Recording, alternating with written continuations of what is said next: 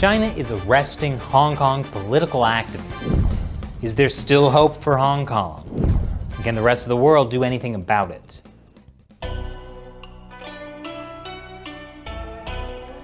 Welcome to China Uncensored. I'm Chris Chappell. In June this year, the Chinese government passed a harsh Hong Kong national security law. It's a vaguely worded piece of legislation which has the effect of outlawing certain political speech. It also allows Hong Kong authorities to arrest people if they do things like advocate for Hong Kong independence or even hold up signs that criticize the Chinese Communist Party. The most important precursor to the 2019 protests was the 2014 Umbrella Movement protest. One of the student leaders in the Umbrella Movement was Nathan Law. In 2016, he ran for office and won a seat in Hong Kong's Legislative Council. He wanted to make change by working within the system, but it didn't last. Now, Nathan Law lives in London, and he joins me today via Skype. Nathan, thanks for joining me. Thanks for the invitation. So you've been involved in the fight for Hong Kong's freedoms for a long time. How has the fight for freedom in Hong Kong changed since the Chinese Communist Party implemented the national security law this year? Well, we have had a prolonged protest since last June, and then up until now, there are already more than 9,000 people being arrested, and more than 1,000 people being trialed, and hundreds of them are facing years of imprisonment. But after the implementation of the national security law, the situation gets worsened really quickly, because under the law, the Chinese government and the Hong Kong government, they could arbitrarily prosecute democratic activists up to lifelong sentencing. And we've been witnessing that they've been arresting people under the law for the freedom of expression.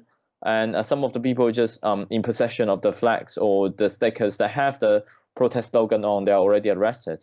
So our freedom of expression is completely annihilated under the law. So you can be arrested for pretty much anything now. Yes, there are people being arrested because of a Facebook post, because of some slogans and so on. And well, for now in Hong Kong, it is quite dangerous for us to speak up and to speak up the demands that the Beijing government doesn't like. Now, I know you and many other student leaders from Umbrella tried to make change within the system. A few years ago, you ran for a seat on the Legislative Council and won. What happened after that? Yeah, I was elected in 2016, 2 years after the Umbrella movement, at the age of 23. So I became the youngest ever Hong Kong legislator. But after serving the council for almost a year, the government reinterpreted our local constitution and basically de facto amending our local law and apply it retrospectively, so that they use a technical error or technicality stuff in my oath-taking section in order to unseat me, so that after they manipulated and, well, changing our law and applied it retrospectively, I lost my seat. Would it be possible for someone like you to even run for a seat on the Legislative Council now?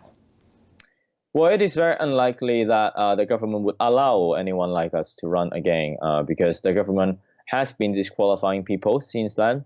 And we've been witnessing, even though people who are less vocal or having a less critical stance towards China than they are all disqualified in the previous cycle.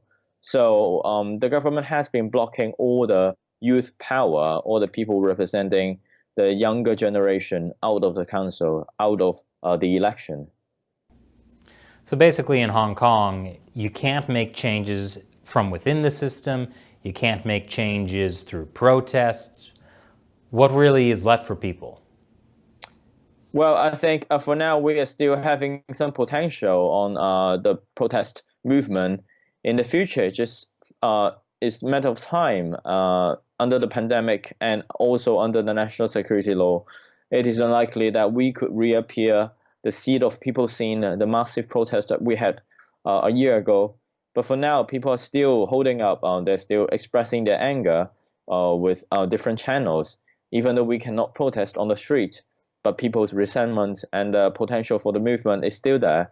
We just need the right time to make it happen. And because they delayed the election for a year because of the coronavirus, you can't even vote in Hong Kong right now. Yes, well, they are delaying the election for a year under the name of public health.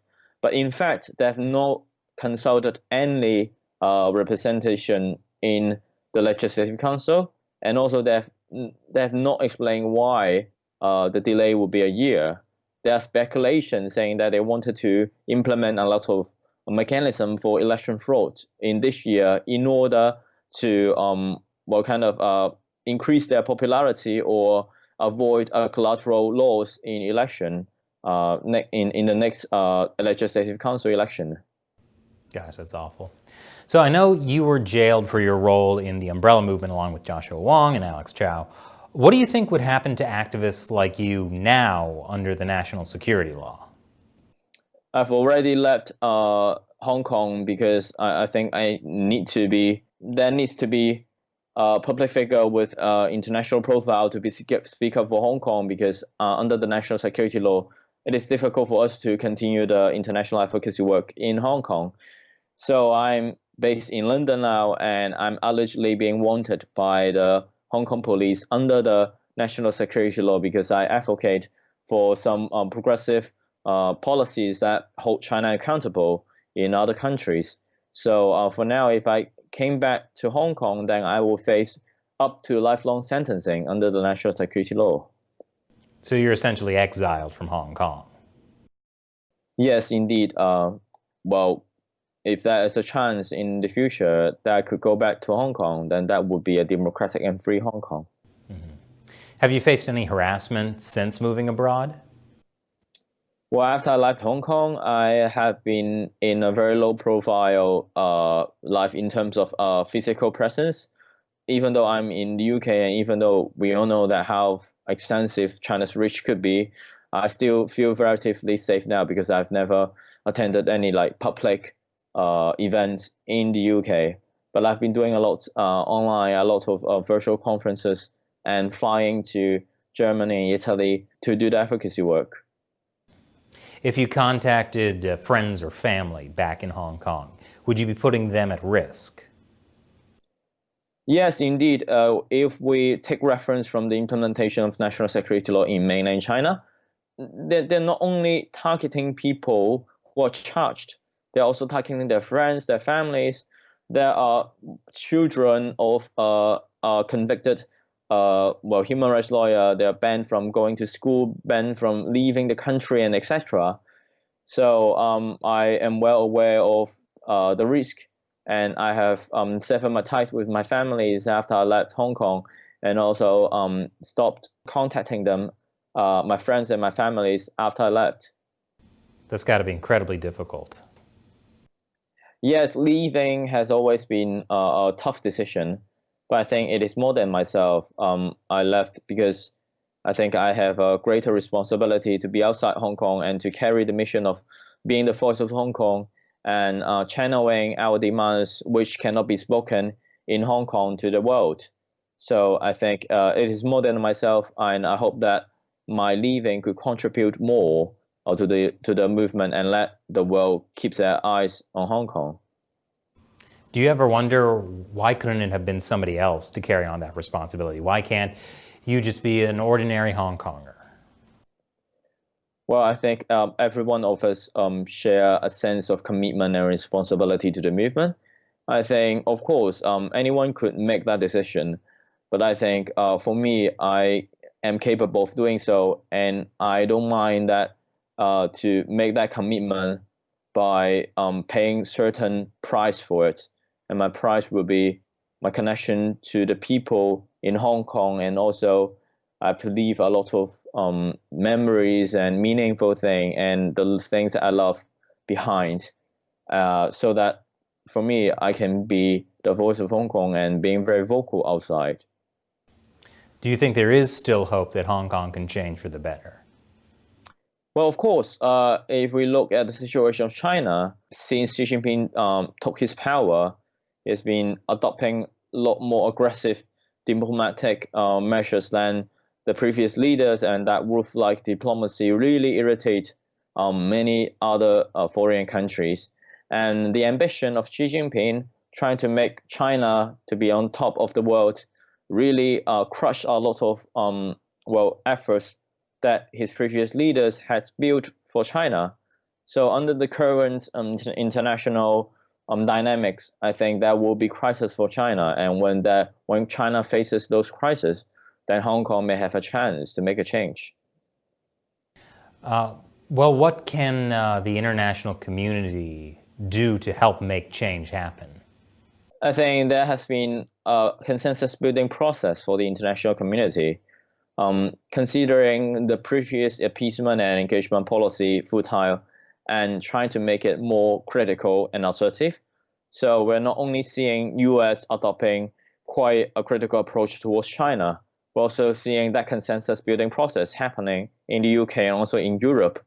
So for me, the first step is to acknowledge that that kind of authoritarian regime poses grave danger to democracies, and we have to work together to hold China accountable, to let them eradicate all those human rights violations, to make a change in the regions like Xinjiang and Hong Kong. So I think the first step, that kind of attitude has been shifting towards a direction that China has to pay its price if it continues to commit these gross human rights violations in the regions. Is there anything you would like to see done?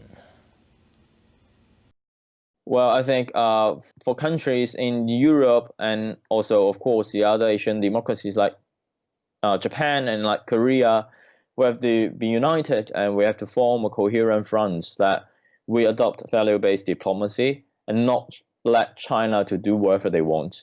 So I think, a more coherent coalition, I hope that there will be one, and they will apply pressure to China and possibly safeguard the freedom in Hong Kong elsewhere in China. I know you've also been a vocal critic of Chinese tech companies like Huawei. Why is this also an important topic for you? Well, I think we have to understand that these expansionist authoritarian regimes, they are not only doing bad things in their home country, they are also exporting authoritarianism, no matter through sharp power or soft power or any other kinds of infiltration. And these state-owned companies like Huawei, it is impossible for them to operate independently. They have party branch in their top management level. They have to follow the interests of the Communist Party. And because their aim is not just asking for profit, but also undergoing the political agenda of the Chinese Communist Party, so they could be very competitive in the market. But we have to realize that that kind of competitiveness or that kind of advantage that they have in the market is at the expense of the national security of the other countries and possibly the privacy of the citizens and being infiltrated, and the actions of infiltration. So for me, it's important to let the world understand that cooperating with these state-owned company pose huge danger to the country and the democracies, and these could have been a method that they utilize to demolish or discredit or dismantle our democratic system. So it seems like what's happening in Hong Kong really should be a warning to the international community about how it develops its relationships with the Chinese Communist Party. Of course, Hong Kong is the forefront of the clash of authoritarianism and democratic values.